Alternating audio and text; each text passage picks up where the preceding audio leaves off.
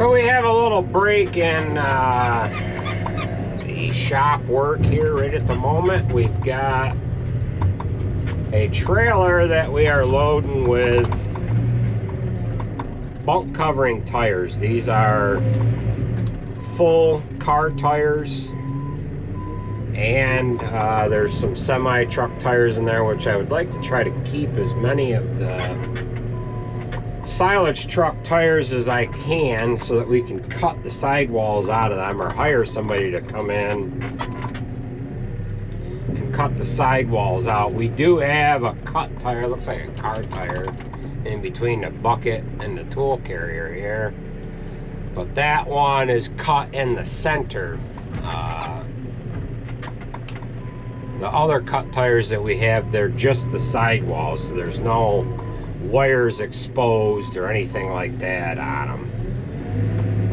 The state wants us to stop using full tires because of West Nile virus and the ability for mosquitoes to breed and all that kind of stuff. So they would like to outlaw them altogether. They really haven't found a way to kind of get in there and actually outlaw them, but they're trying to do their best by helping us out with paying a little bit of money to getting these tires removed.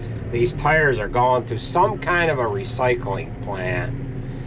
I heard at one point in time that they were dicing them up and using the rubber for playground material or something like that, and chipping the wires out of them for metal recycling. But to be honest with you, I don't really know what they are entirely using these tires for. Could be used as an energy source for all I know. But we'll get this guy loaded. I weighed his trailer in when he was empty, and then we'll get a loaded weight of him before he leaves here, and we'll get him on his way, and we'll get back to working in the shop. So we've got this trailer just about loaded. You can see that bigger tire that's in the bucket there. That was, I want to say that was a radial tire, but that was a tire that we had on the John Deere truck. It was a flotation tire, an Alliance tire that was not too all popular. What they were trying to do is have something that was more or less like a turf tire, and it didn't go over too well. Again, I don't remember if that was a radial tire or not, but I remember that tire when it blew out. And there's been a few tires that I've seen in this pile, believe it or not, that I recognized for one reason or another. You know, like oddball tires, like a tire to the Wilrich, or not the Wilrich, but the Caverland plow. That was a distinctive tire. I loaded that on here a little while ago. And a tire that used to be on the front of the 4020. It was a 1000 16 4 rib. There was only one other tractor that we had with that size tire on it. And I remember we were raking hay or something, and the sidewall blew out on it. A fairly brand new tire. Any other time we replaced a tire, most of them were wore out. That was just an example of another tire that you recognize from years past. A lot of these tires we've gotten from tire shops. Several years ago, there wasn't a waste fee on a tire, and these tire shops either stockpiled them and had to pay to get rid of them, or what have you. And then once New York State mandated that they charge, the tire shops start charging a waste disposal fee, then they were able to justify getting rid of them. But for a long time they would stockpile them, and farmers would use them to cover their bunks. We've got to buy maybe 2 or 3 more trailer loads of tires to have enough tires to cover all of our bunks. We lacked the BMR bunk, I want to say, I don't know if it was half of it or 3/4 of it. We lacked having enough cut tires to do in. So the tires that we did put on there, I want to say there was like 14 10-wheeler loads that we used to put on that bunk. Normally this bunk wouldn't only have about this many tires in it this time of year, because most of the bunks are still full. But as time goes on and we would uncover the bunks, we would dump them. We would throw the tires in the silage truck when we'd uncovered a bunk, and bring the silage truck down here to this bunk, dump them, and then push them up so that they were piled. It worked good to have them on the concrete because it would kind of keep the dirt out of them, but if you opposed to having them just on the ground. But with a little bit of feed and whatever still stuck to the tire or what have you, they would get dirty and then hold a ton of water, and it just makes for a dirty tire anyhow. So it looks like we've got maybe 2 more trailer loads in this bunk, and then that will have us cleaned up of tires. This trailer is, I don't know, maybe another bucket or 2. We can push them down. Usually the truck driver is up on top of the load, kind of telling me where he wants the buckets dumped, but we just basically have to have this low enough inside the truck sidewall to get the trailer sidewall in order for him to get his tarp over the top of the load. In the past years here, when we gotten rid of trailer loads of tires, we would put tractor tires, big tractor tires, on the bottom of the load, and then these smaller tires on top. But we are fresh out of used tractor tires, so we'll see what we have here. I don't know if he has a way to monitor his air. Well, he doesn't have. He's got regular spring suspension on his trailer, so he can't monitor air pressure on his airbags of the trailer to know how much of a load he has on. But this guy's still in the truck. No, he's out now. Go ahead and climb up on top. Yeah. No, you're alright.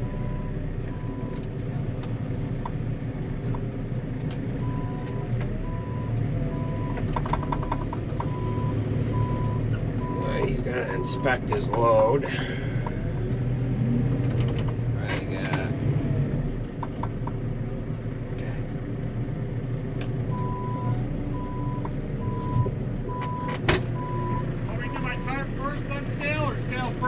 No, you can get your tarp over.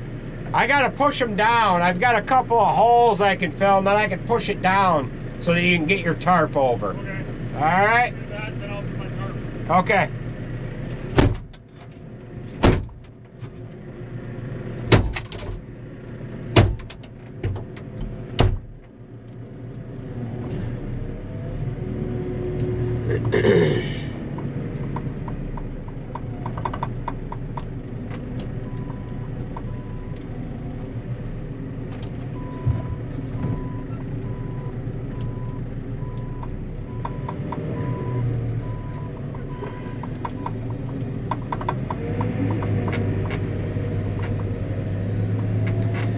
Alright, so another little bit and he'll be full.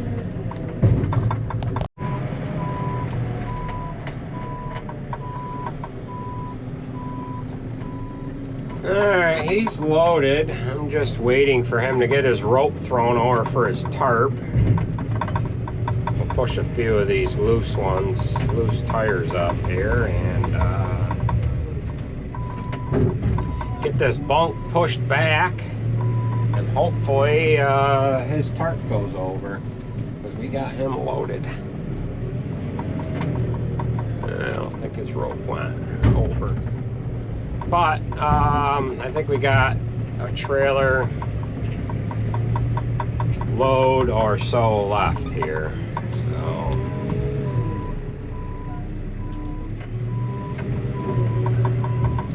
this bunk is an A-frame bunk, and it's only got 8-foot walls, and the bottom of the walls are wore out. And there's rebar sticking out them, so I gotta watch how tight I get to the wall with the tire of the telehandler here.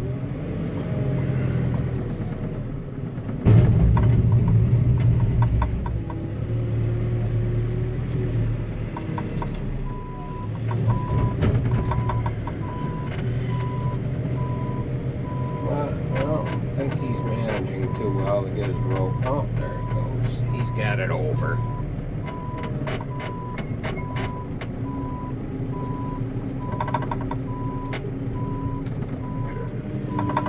Let's see if he can get that tarp pulled. I don't know where he is.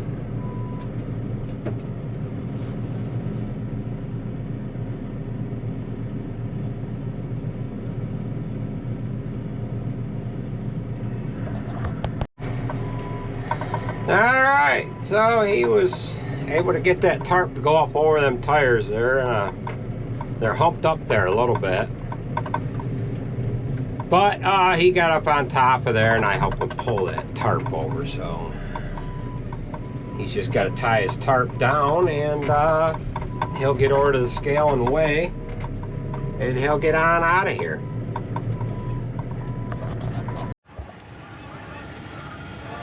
We just weighed him out. He grossed 81,000. He's got like 37,000 pounds on all together, and I just asked him what exactly gets done with them. They use the rubber to cap over the top of the landfill, and then they are able to separate the wire out, and he dropped off a load of wire on his way here at Nucor, which is over in Auburn. They recycle the wire and melt that down into metal. So that's what this stuff gets used for. So we'll get to working on the chopper here. Well, we've gotten to the bottom of this problem here. We got this problem fixed, and it was a wire broken in this little pigtail where this little guy sets on the arm. So we just need to get that back together, and we can get this thing rolled out of the shop and get this 7730 in here. So we'll show you what these guys are doing outside here. They're putting some parts back into this crawler. They're putting a whole new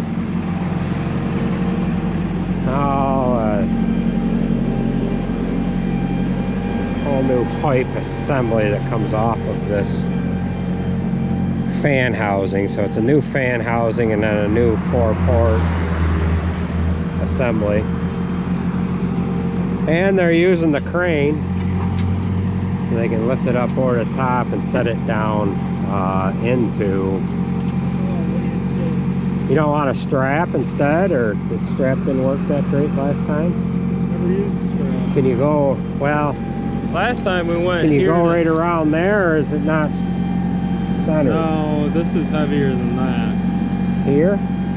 Well, we went here last time and it moved all around. This, we did lift it up by there, and he lifted it all right. front was just a little low, so I was gonna take this chain and Or you can go here. put it in there. There. Don't take that hose off. Yeah, break that Something.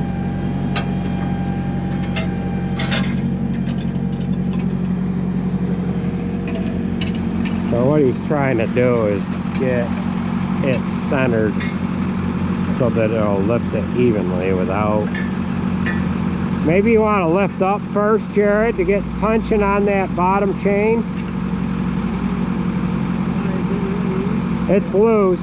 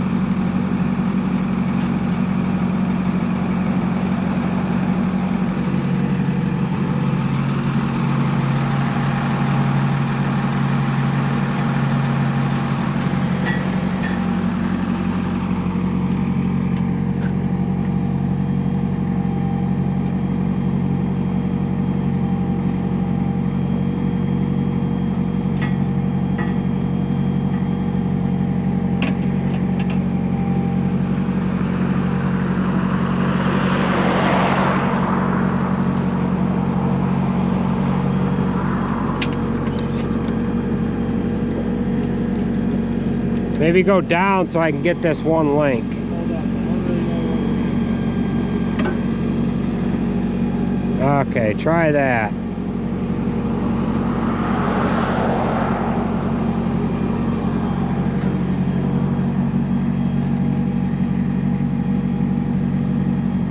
That's as good as you're gonna get, I think. And then maybe, if you have to, hook a rope on, and then you could pull it.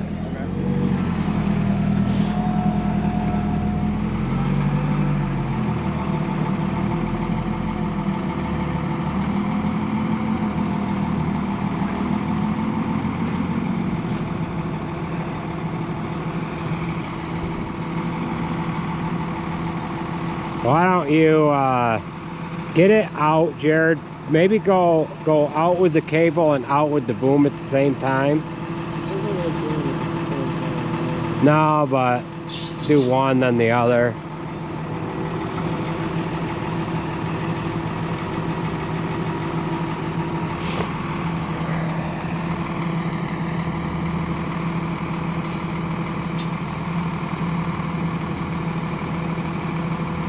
The only thing though, Jared, you got to turn it. Can you? We could turn that hook on the ground easier. Why don't we turn it now? No, it'll be alright. Well, you can get a bar in and down here. Why don't we get a bar in and turn that hook? I don't know if we can turn. Oh, okay, I didn't know if it had too much weight, if it wouldn't do that. Okay.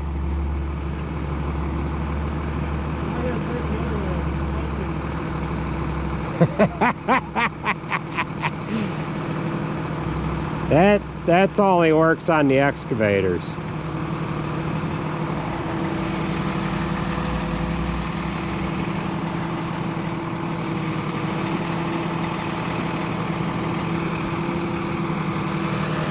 We have replaced these 4-port housings before with that pipe assembly in there, and it is miserable to try to get all those pipes to line up with each other.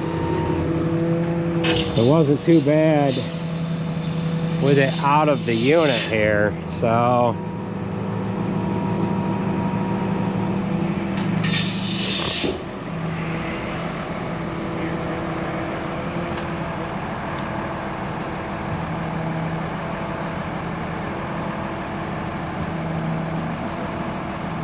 usually about the time you learn that controller, you're done with the job.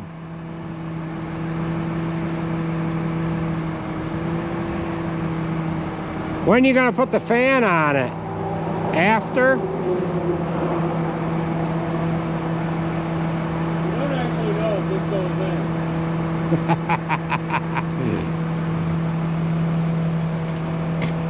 We didn't take it apart like this. Yeah, when they took this apart, they pulled the gearbox assembly out first, right? No. Yeah. Alright, I'm gonna go out a little more. I'm going down. Can you go down with the whole arm, Jared, and that would give it to him farther? See? He's pretty well centered right in there right now. I'm centered.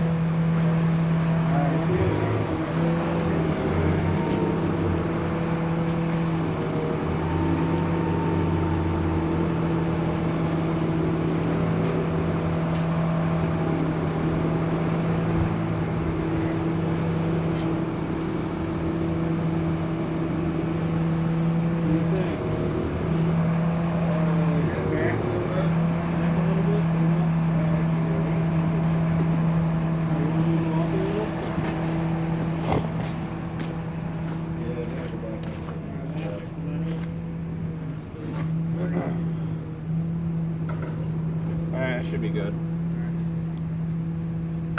Maybe not. Can you push it in a little? Probably should have taken that off on both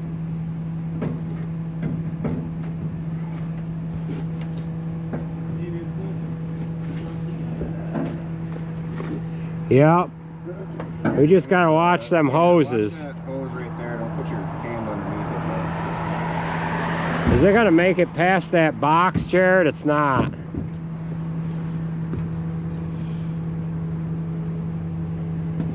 I go to the right a little, you think?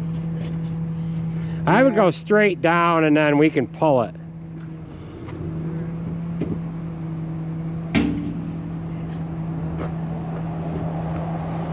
I'm gonna get a bar. If I get a bar, you'd be able to pinch that stuff out of the way with a bar.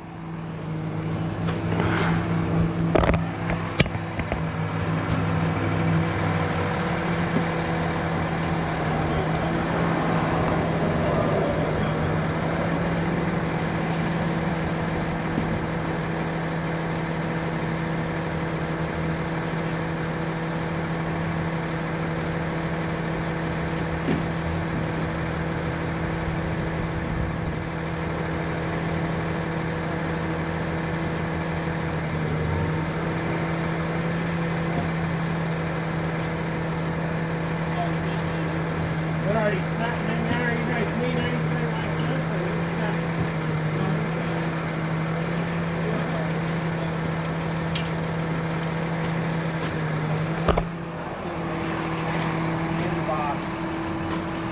Okay, now we just need that big pipe to go on the top, right? Or are you gonna hook up the rest of it first? Clean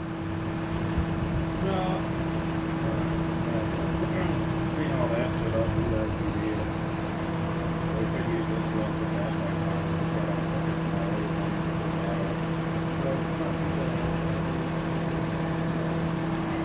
We should have put the fan on. You can pull it out, put the fan on. Yeah. Alright. Yeah, they got that pipe that goes from where Damien's hand is down around to there to go on. Alright, so they got this Y pipe on there. And they're just going to pull it inside here now and bolt it up the rest of the way. This unit here is our original crawler, and it is 10 years old this year. We got this in 2014.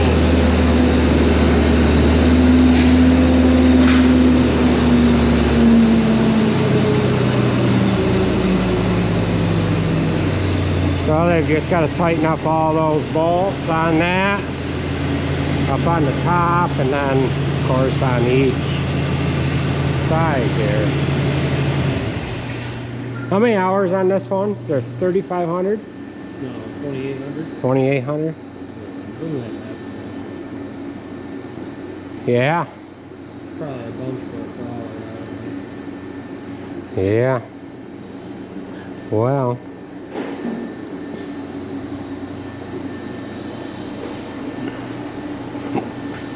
All right.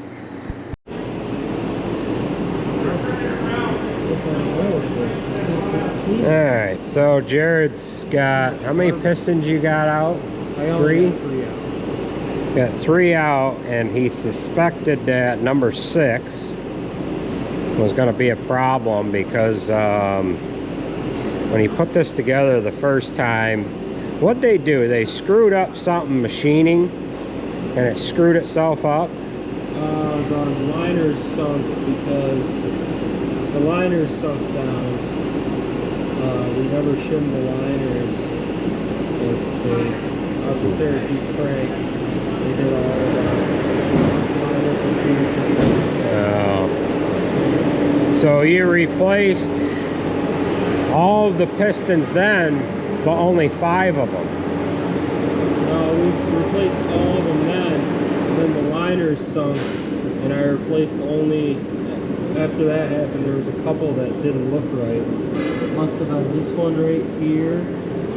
This one's different, that's not John Deere. I think this one is. Well, what is the number on it? Well, they have the same number, but the Oh. is different. So this number 6 is cracked. Oh yeah, this number 6 is heat crack, probably from... Where's the rocket cracks and oil. at? I can't see it. Where's the Oh, cracks? They're big cracks right there. You can see the cracks. Okay.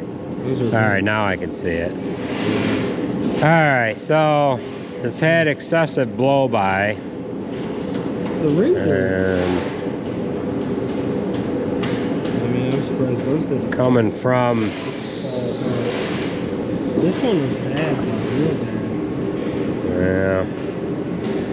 So that's the story on that, right, Nathan? Oh well. Let your operator, you know, you just keep running it when it's got no oil pressure. Right, Well, what the heck happened with that, anyways? The oil filter bypass screwed up. Yeah, something. I don't have the oil filter housing, the bypass. Got something lodged in Yeah. Oh well. it. Got to keep the oil pumping. So, well, that's the update on that anyways.